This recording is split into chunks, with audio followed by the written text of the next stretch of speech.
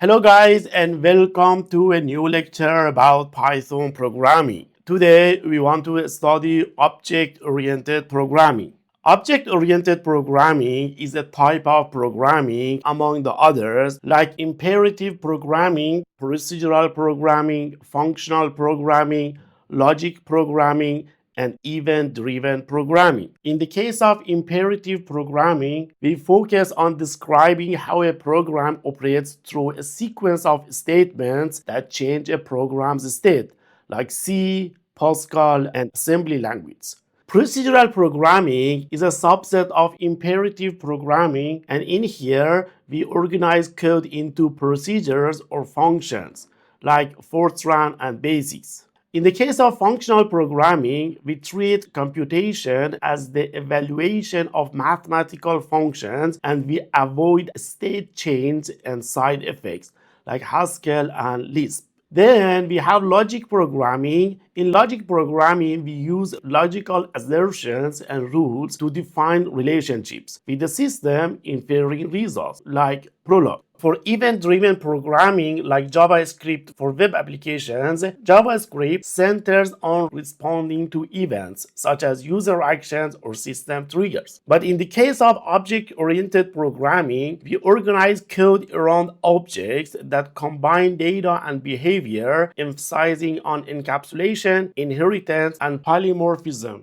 Examples for object-oriented programming are Java, C++, and Python. So in this tutorial, we will learn about the object-oriented programming in Python. Object-oriented programming is a programming paradigm centered around objects, and objects are instances of classes. A class acts as a blueprint, and in class, we define the attributes like data and methods like functions, and these are the things that an object may have, attributes and methods. Object-oriented programming promotes modular, reusable, and maintainable code by modeling real-world entities, for example, car, bank account, in a structured way. So here we have four core principles: abstractions, encapsulations, inheritance, and polymorphism. In the case of abstraction, we try to hide implementation details and exposing only necessary information to the user. Encapsulation means protecting an object's internal state by restricting direct access to its data, typically through methods or properties. Inheritance allows a class to inherit attributes and methods from other classes, and in this way we can promote code reuse. And the last but not least, polymorphism enables different classes to be treated as instances of a common parent class, with each implementing methods in its own way. Object-oriented programming simplifies complex systems, enhances scalability, and object-oriented programming is ubiquitous in Python, where even built-in types like string and lists are objects. So first, we start with classes, objects, and instances. A class defines the structure and behavior of objects, while an object is an instance of a class created through instantiation. Each object can have unique attribute values, making classes versatile for modeling diverse entities. For example, here we want to define a car class that initializes car objects with company, model, and year. These are the attributes, and also this class provides a method to return formatted description of the car. Start class by class keyword, and we select a name for this class, car, right? Then we use a constructor to initialize attributes. So def underscore underscore init underscore underscore, then self, company, model, and year. This init method that we have here, it's a special method called as constructor. This init is automatically invoked when an instance of a class is created, and we use it to initialize the object's attributes. And this self that you can see here, this refers to instance of the class being created. Self allows the class to store and access its own attributes like company, model, and year, right? So here, self.company is equal to company that we will receive later. Then self.model is equal to model that we will receive as an argument, and self.year the same. Then we define a method to return a description for the car. Def get description, and in here we pass self. Then we return formatted string with car details. Return f, then here self dot year, self dot company, and self dot model. We have defined our class. This is our class. Next, we create an instance of a car class, right? So for example, so there is an error here. This should not be here. Okay. So we create an instance of car. For example, my car is equal to car, then attributes. For example, Hyundai, Santa Fe, and 2025, right? So this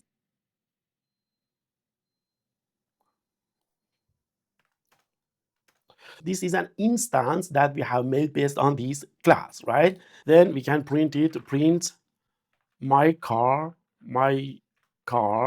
dot get description, right? In this way, 2025 Hyundai and Santa Fe. Attributes are considered as variables that store an object state, while the self parameter that we have defined here refers to the instance calling a method and allows access to its attributes and methods. Attributes can be instance specific, for example, unique for each object, or can be class level. We can share them across instances.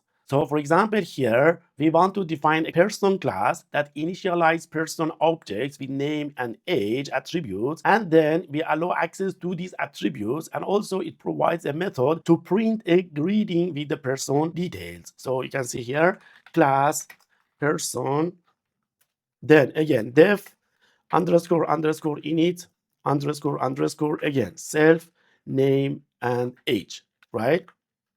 Then self.name is equal to name, and self.age is equal to age, right? Then we define a method to print a greeting, right? For example, define greeting, and in here self, and then print f, hello, my name is self.name, and I am self.age years old, right? So we have defined these two methods. This is a constructor. This constructor is used to initialize attributes, and this is a method to print greeting, right? So this is our class. Now we create an instance of the person. For example, P1 is equal to person, and we call the name, for example, Jack and well, right? Now we can print it, right? So print P1 dot name, right? P1 dot name is Jack, right? P1 dot greeting. So hello, my name is Jack and I'm 12 years old. So once again, this init method, initialization method, is a special method called automatically when an object is instantiated. This init initializes the object's attributes with values passed as arguments and ensures a consistent initial state. Let's see one more example. We want to work with points. So we want to define a point class, and this point class create object representing 2D coordinates like x and y. Default value can be 0 and 0. And here, this class allows initialization with specific x and y values, and also provide a method to return the coordinates as a formatted string. Okay, let's see how we can write this one. Class point, class point. Then again, we go for constructor with optional parameters like def, init, self, and we say by default x is equal to 0 and y is equal to 0, right? So again, self.x is equal to x, and self.y is equal to y. Now we go for string representation method, def underscore underscore str underscore underscore self. This str method defines string representation of the object and return its x and y attributes formatted as a coordinate pair, like x and y. Then here, return if self.x and self.y. Then we create instances with different initialization. For example, point 1 is equal to a point based on this class that we have defined here. So P1 is a kind of point. Because we didn't send anything here, so this P1 is by default 0 and 0. So if I print P1, if I print P1, it will give me 0 and 0 because by default it is x0, y0. But if I pass some values, like for example, P2 is equal to 0.5 and 10, then if I print P2, then it will give me 5 and 10. The next topic is methods in classes. Methods are functions defined within a class that operate on instances. And these methods use the self parameter to access instance attributes, and they can modify the object states or return values. For example, I want to define a bank account class, and this bank account class initializes bank account objects with an account number and balance. And also, it provides method to deposit and withdraw money. And also, it can update the balance according to the deposit and withdraw. So here we go, class bank account,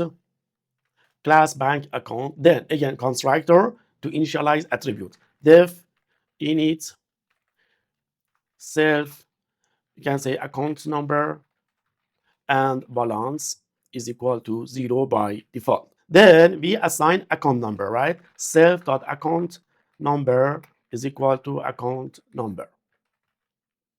And also we assign balance. Self.balance is equal to balance. Next, we create a method in order to deposit money, right? So def deposit self and amount. And in here, we have to add, right? So we say self.balance plus equal to amount, right? We add amount to the balance. And once we did it, we print if deposit successful, new balance is dollar self dot balance, and we print it. Next, we need to define a method to withdraw money, right?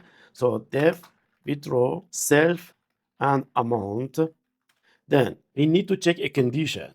If the balance is less than the amount that he wants to withdraw, there should be an error, right? So we write if amount is less than or equal to self.balance, then it can withdraw, right? So self.balance minus equal to balance, right? And also we can print if withdrawal successful and new balance is dollar and self dot balance, right? Otherwise, there should be an error that it says insufficient funds.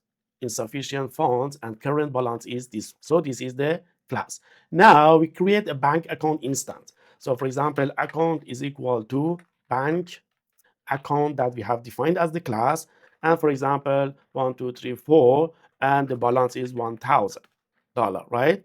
Now we want to deposit money. So account dot deposit. So because you can see here, this A is an object based on this class. So we can call the method for this class. That's why we write here A dot, right? Because this deposit is a method of this class and A is an object of this class. So deposit 500, right? Okay, so deposit successful, new balance is 1,500. Now there is an error here. This should be amount. Okay, now I want to withdraw. Account.withdraw. First time, because I have already 1,500, so I want to take only, for example, 1,200. Withdrawal successful, and new balance is 300. Now I want to withdraw 350. So insufficient fund, current balance is 300. The next topic is classes and external functions. External functions operate on class objects, but they are defined outside the class. These external functions are useful for operations like comparison or transformations that they do not need to be a part of the core behavior of the class. In this example, we want to define a time class to represent time with hour, minute, and second attributes. And here we have some functions to convert time to second, second to time, and add two time instances. So we start with class, and we name it as time. Then we go for constructor to initialize attributes. So def init self hour, by default is equal to 0, minute by default is equal to 0, and second by default equal to 0. Then we assign hour, minute, and second. Self.hour is equal to hour, self.minute is equal to minute, and self.second is equal to second. So we have defined our class time. Now we want to go for external functions, right? So first, we will define a function to convert time to second. So def time to int, and in here we will receive a time, and we will convert this time to seconds, right? So in order to convert, first we have to convert hours to minutes, right? So minutes equal to time dot hour multiply 60 plus the remaining minutes, right? Time dot minutes. Next, we need to convert this one to seconds, right? So seconds is equal to minutes multiply 60 plus the remaining seconds, right? And then we return seconds. So this is one function to convert time to seconds. Also, we will define one function to convert seconds to time. So def int to time, and here seconds. Then time, we will create a time object here. So time is equal to time object, right? So this is a class time here, and this is an object. We define this object based on that class. So minutes time dot second is equal to div mode seconds and 60. This div mode function that we have here, this is a built-in function, and this takes two numbers and returns a tuples containing the coefficient and remainder of their integer division. We calculated minutes and remaining seconds. Now we calculate the hours and remaining minutes. So time dot hour and time dot minutes is equal to div mode of minutes and 60. Then we will return time. All right. Now we will define a function to add two time objects, right? So def add time, and in here we will get t1 and t2. These are two time objects, right? So here seconds is equal to, we will convert this t1 and t2, we will convert this t1 and t2 into second. Then we will sum up them together, and then we will convert it to time, right?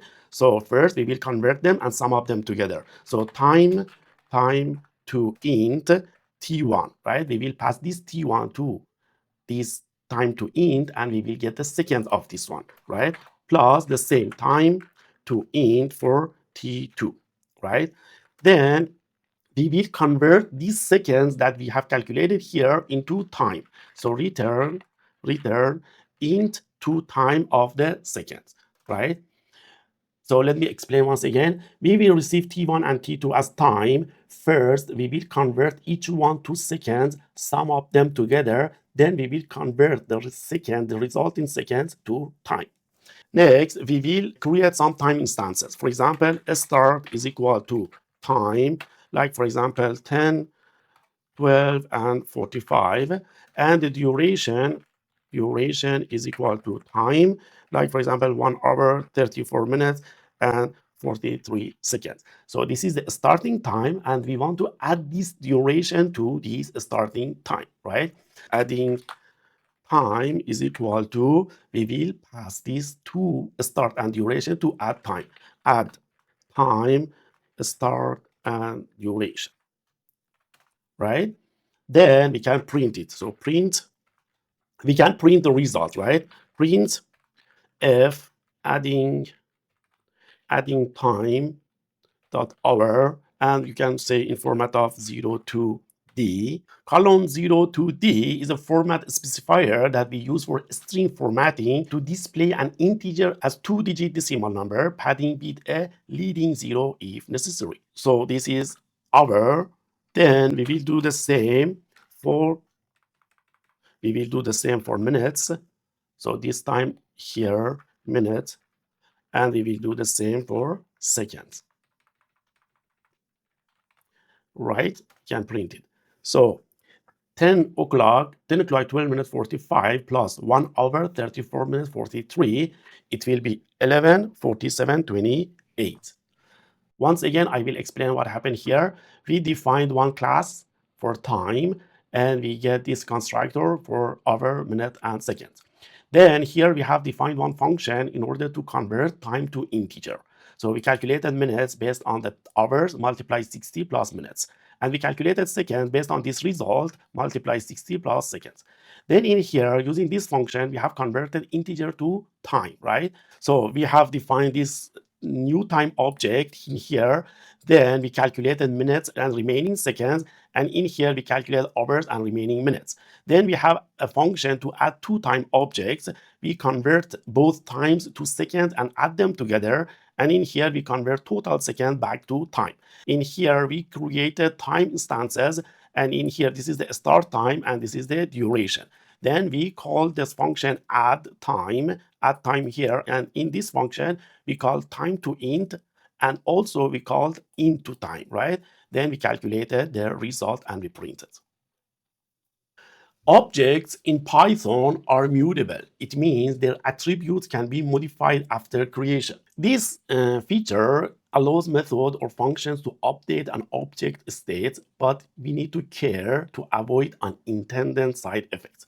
For example, here we want to define a rectangle class to create rectangle object with width and height attributes. Then we define a function to increase this width and height by specified amounts.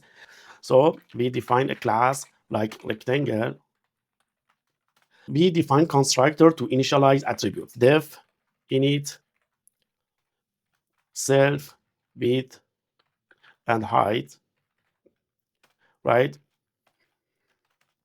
Then self.width is equal to width, and self.height is equal to height, right? This is the class that we have defined. Now we will define a function to grow a rectangle. It means increase the size, right? So def resize, and in here we get the rectangle, we get the new width, and we get the new height, right? Then a rectangle dot width is equal to the previous width plus the new width, right? Plus the new width. And also rectangle dot height is equal to plus equal to the new height that we have received here. Now we create a rectangle instance. For example, box is equal to rectangle that we have defined there as the class, and the width is 100 and the height is 200. This is an instance with width and height. First, we will print the initial dimensions. So print if width is equal to box dot width and height is equal to box dot height, right? So width is 100 and height is 200, right? Now we want to increase the size. So in here we will call this resize function, and we will add box and 50 and 100, right?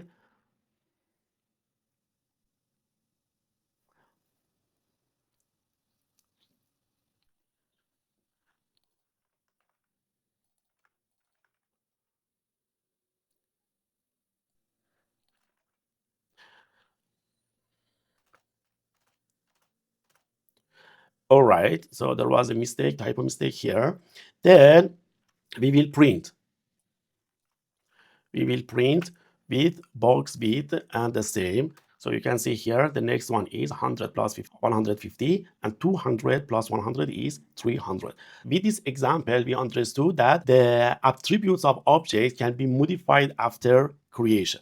Okay, so this was an introduction about object-oriented programming in Python.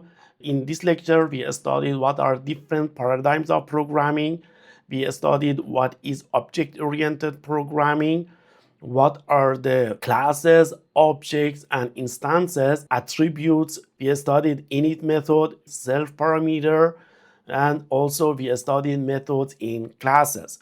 In the next lecture, we will continue working on object-oriented programming in Python. Please practice and feel free to ask me your questions by leaving a comment below this video. Thank you and see you in the next lecture.